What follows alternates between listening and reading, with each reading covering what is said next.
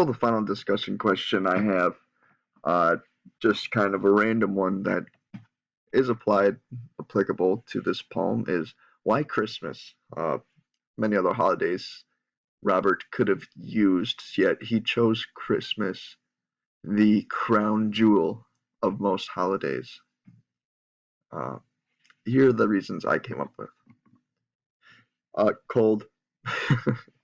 It was cold in the location on the ship. Let me start over. It was cold out at sea, uh, and that cold feeling can get uh, someone wishing for, longing for their warm fire at their own house. So I think cold actually, while it's a simple answer, adds a good amount to why he used Christmas.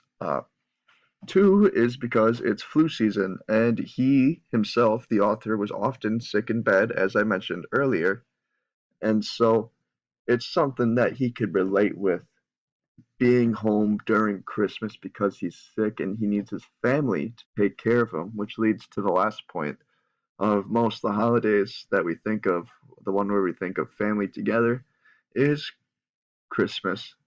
Buying gifts for each other, eating food with each other, having a good time.